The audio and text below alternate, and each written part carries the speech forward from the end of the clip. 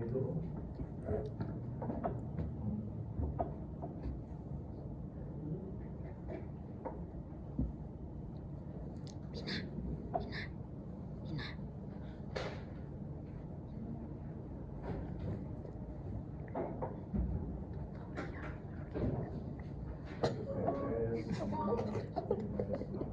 Tutorial ngapain no? Kerudung pakai tutorial nanti mau pakai doang.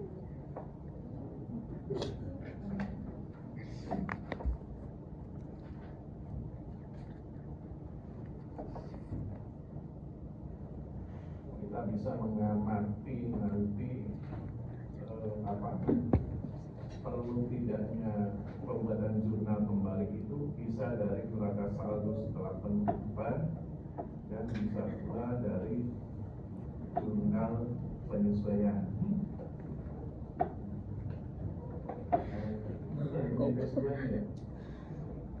MP3 ya. Kita lihat MP3. Ini adalah jurnal penyesuaian yang dibuat ketika ulangan kemarin. Kita lihat di sini bahwa yang perlu penyesuaian adalah yang perlu jurnal kembali. Itu adalah jurnal penyesuaian yang menimbulkan akun real yang baru. Cuma ada banget sih ini. Kita lihat mana yang akun real baru.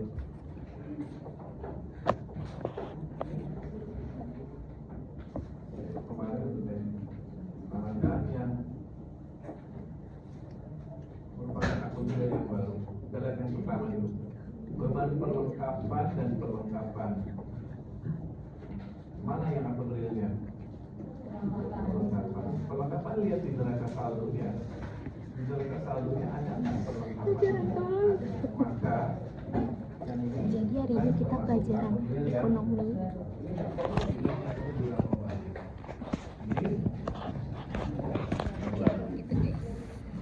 Asuransi dibayar muka adalah asuransi dibayar muka tidak terdapat dalam neraca saldo. Maka ini termasuk akun real baru. Kemudian ini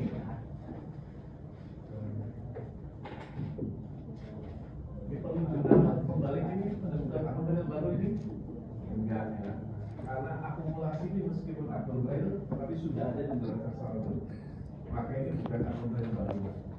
Sewa dibayar di muka akun real, dilihat di neraca saldonya ada atau tidak, maka ini kategori akun real yang baru.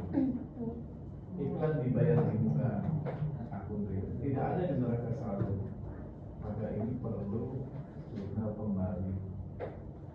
Ini yang mana yang ada utang gaji, maka nanti perlu jurnal kembali. Membuat jurnal kembali kan sudah ya, mudah.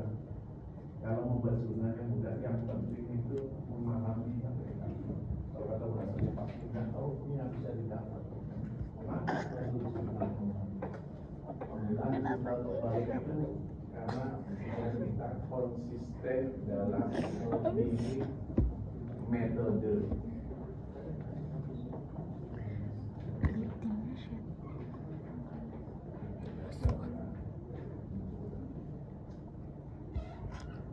Lihat di sini.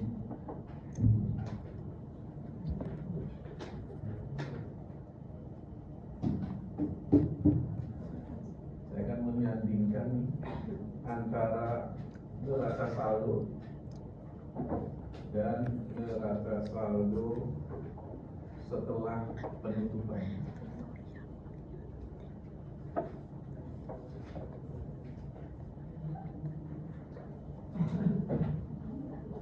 Cuma kemarin kita berusia ya.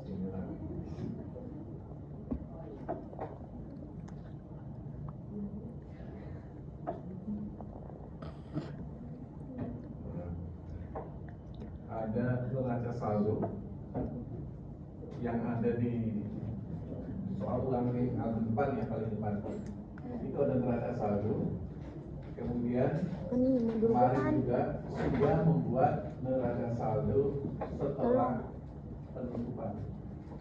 Neraca saldo setelah penutupan itu dibuat setelah kita membuat jurnal penyesuaian ya.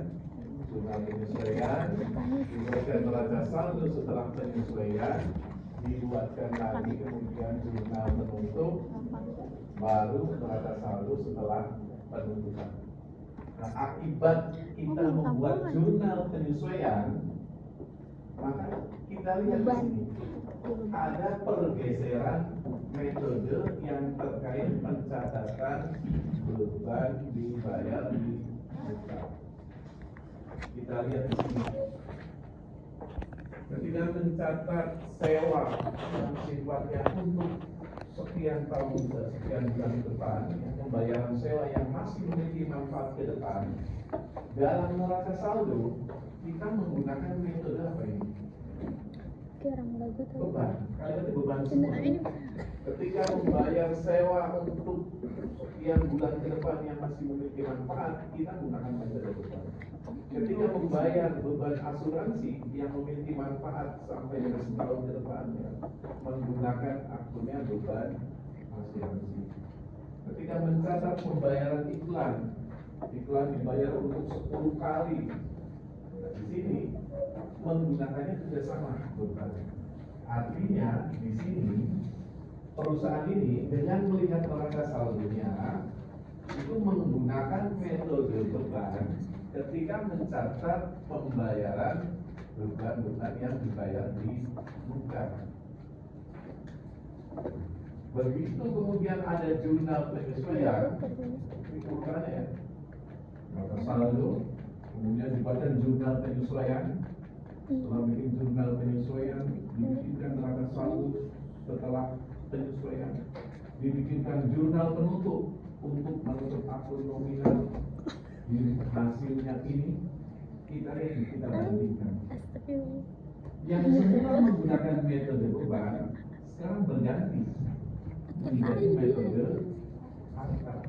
Yang semula kita mencatat beban sewa, akun dan sewa berubah menjadi sewa dibayar.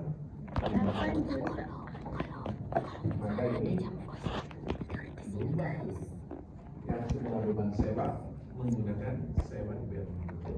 Berganti nama akun. Yang semula beban asuransi menjadi asuransi dibayar muka. Yang semula menggunakan akun beban iklan berubah namanya menjadi iklan dibayar muka. Ada perubahan metode. Nah, ini tidak boleh, namanya inkonsisten.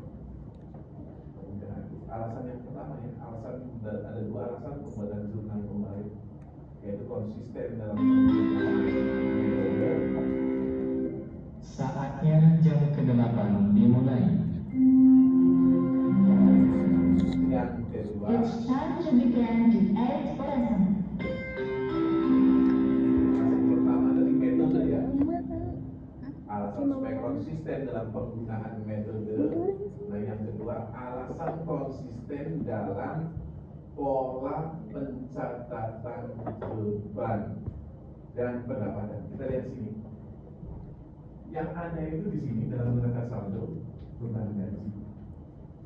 Beban gaji ini digunakan tiap kali terjadi pembayaran gaji.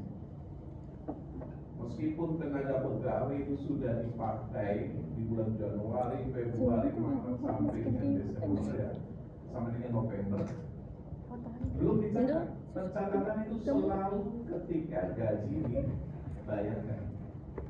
Tetapi kemudian di bulan Desember saat kita membuat jurnal penyesuaian, kita memperhitungkan tenaga pegawai yang sudah dipakai tetapi belum dibayar. Sehingga dari jurnal penyesuaian itu muncullah utang gaji.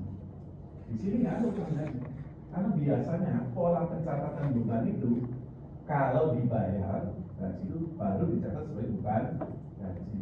Nah di sini ketika kita membuat jurnal penyesuaian ada pergeseran nih, pergeseran pola.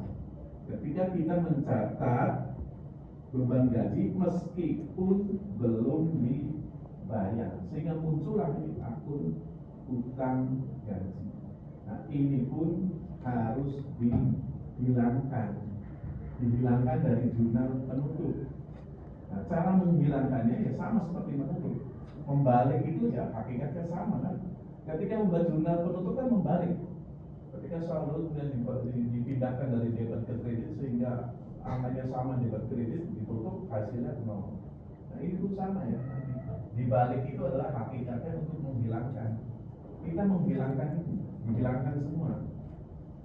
Asuransi dibayar di muka, sewa dibayar di muka, iklan dibayar di muka, utang tadi semuanya nanti harus dihilangkan dan dikembalikan ke pencatatan semula. Mati.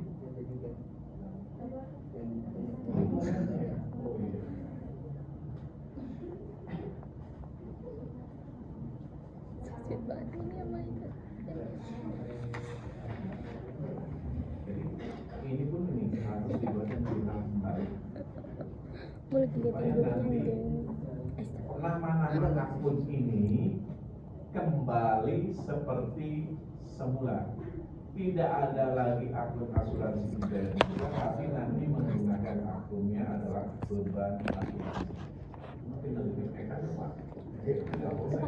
Harus dicatat dengan batas jurnal kembali. Tidak boleh ada lagi sewa dibayar di muka, kembalikan lagi menjadi namanya beban sewa. Tidak ada lagi namanya iklan dibayar di muka, kembalikan lagi ke nama semula yang namanya beban iklan. Tidak boleh ada lagi utang gaji, kembalikan ke pola pencatatan semula bahwa yang ada itu hanya beban gaji. Maka dibalik ya, dibalikan.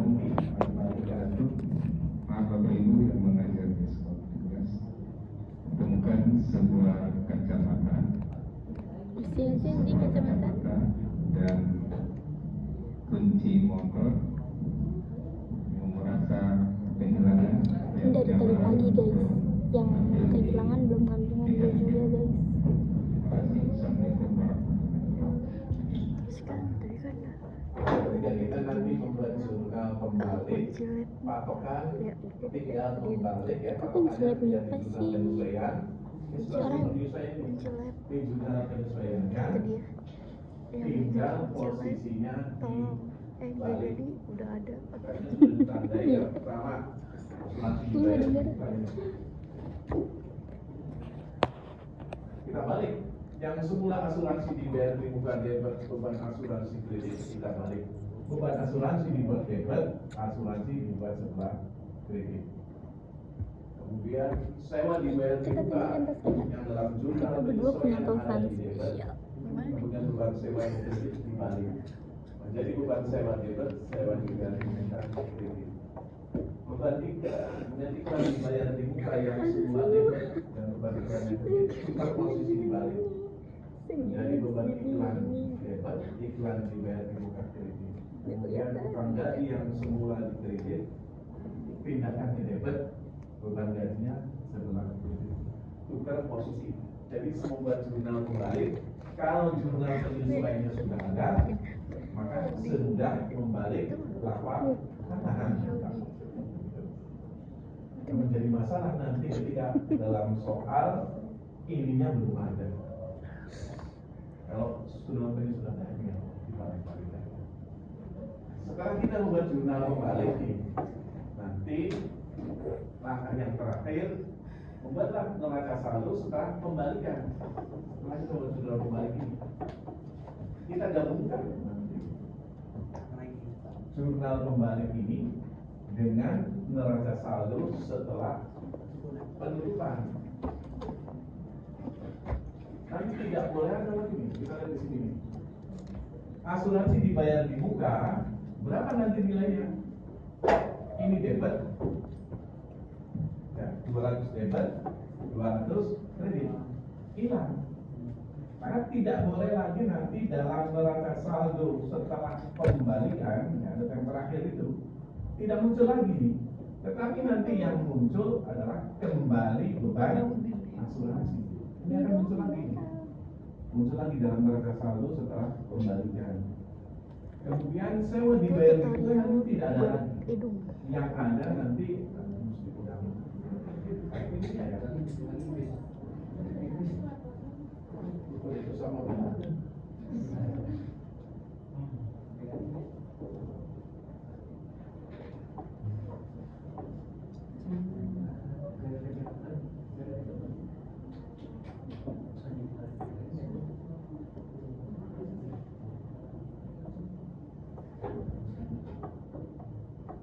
Iklan nanti akan muncul, tetapi iklan dibayar di mukanya akan hilang.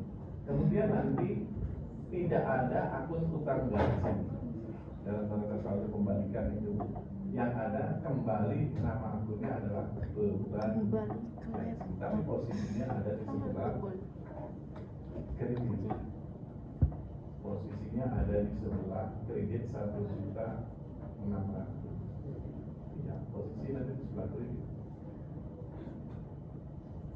Jadi nanti ketika pembayaran gaji di tanggal 5, misalnya tanggal 5 bayar gaji, bayarkan 5 juta, maka kita menulisnya beban gaji dan kas 5 juta. Tapi nanti berarti kalau kita hubungkan dengan sini, beban gaji yang dicatat di bulan Januari itu 5 juta, dikurangi dengan 1 juta 600. Kenapa? Karena 1 juta 600 ini sudah dihitung sebagai beban gaji bulan Desember. Sesuai dengan gaji 5 juta, ya udah dicatat 5 juta. Tapi nanti berarti karena kita sudah memasukkan angka ini sebagai kredit, artinya beban gaji yang di bulan Desember yang dibayarkan di Januari itu nilainya sudah dikurangi dengan 1.600.000. Saya akan pertanyaan, bagaimana Nabila bisa diikuti, bisa ditarik dari mengapa kok perlu jurnal pembalik? Jurnal pembalik dalam rangka mempertahankan konsistensi pemilihan metode pencatatan. Kalau jurnal tersebut dalam rangka menghilangkan atau nominal, gimana tulis?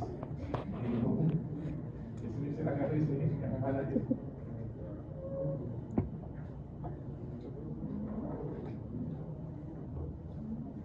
Karena dicoba bikin neraca saldo setelah pembalikan itu yang terakhir itu. Neraca saldo setelah kita membuat jurnal pembalik. Baik ya dia. Kita sering ngomongin dia dulu. Iya. Dulu sempat kasihan gitu. Kenapa lagi tenang?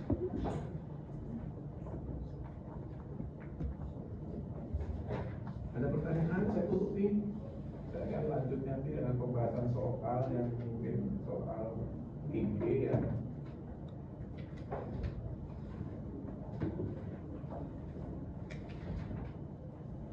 Saya tutup ya.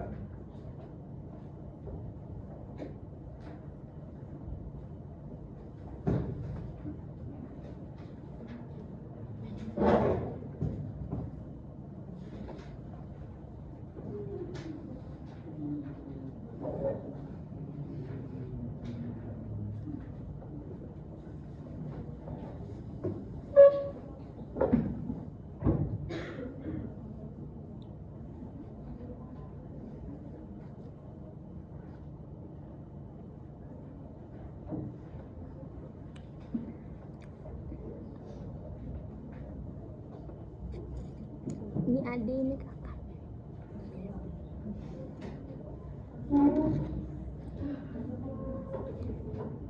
Oh tadi Apa?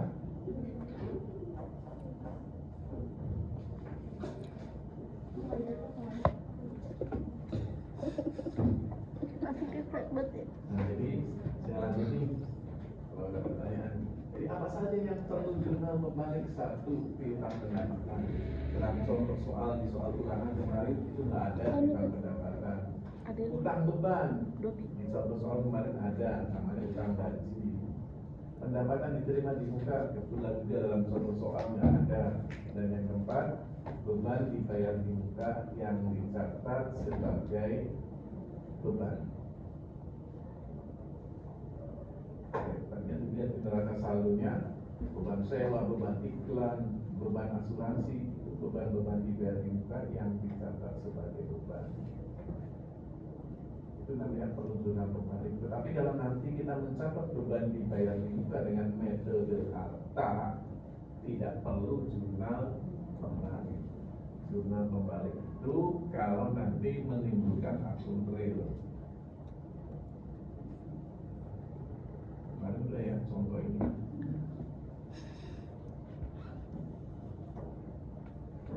Kita menyewakan rumah secara bulanan dengan menggunakan cara bayar di belakang. Ada menyewain rumah dengan cara bayar di belakang dengan uang sewa 300.000 per bulan atau secara rata-rata 10.000 per hari. Uang sewa ini dibayar tiap tanggal 5. Dari data tersebut kita menyimpulkan pada tanggal 31 Desember masih harus diterima pendapatan sewa senilai 250. Kalau nanti kita punya rumah menyewakan dengan pola seperti ini, biasanya dicatat tiap kali orang bayar kan, orang bayar dicatat tiap tanggal 5-nya. Polanya seperti itu.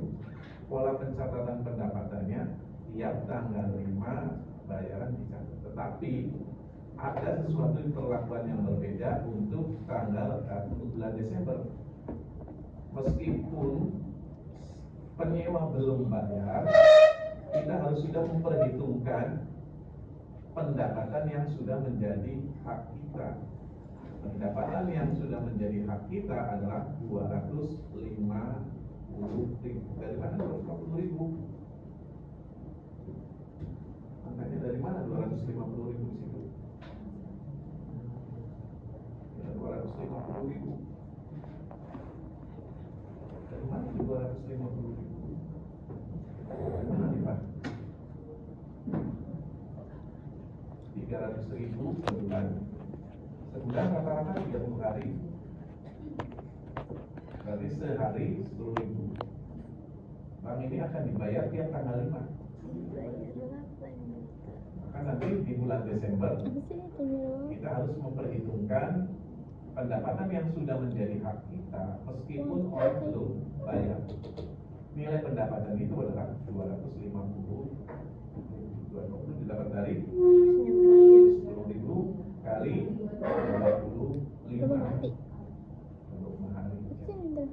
Ini harus kita perhitungkan nih di bulan Desember saat kita akan melaporkan atau menyusun laporan keuangan.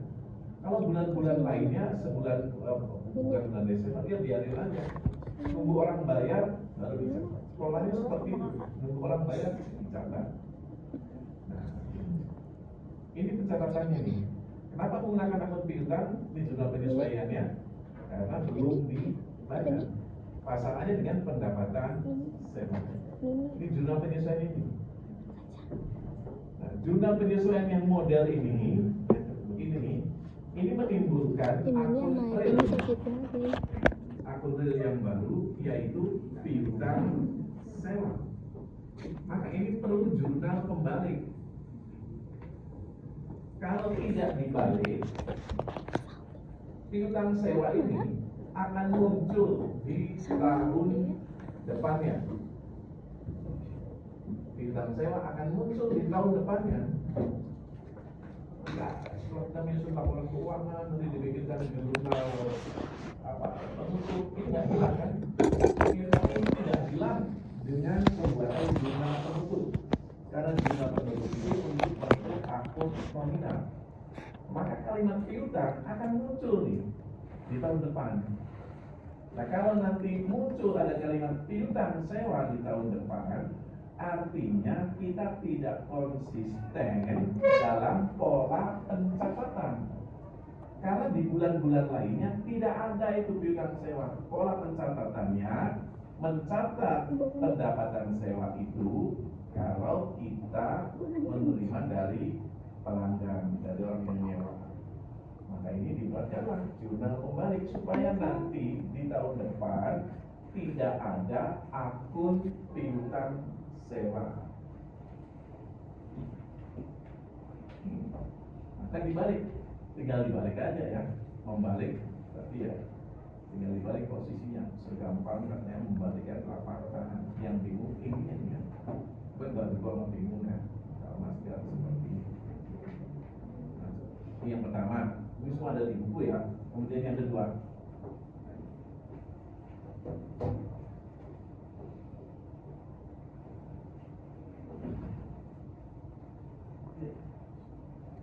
beban yang masih harus dibayar atau utang beban.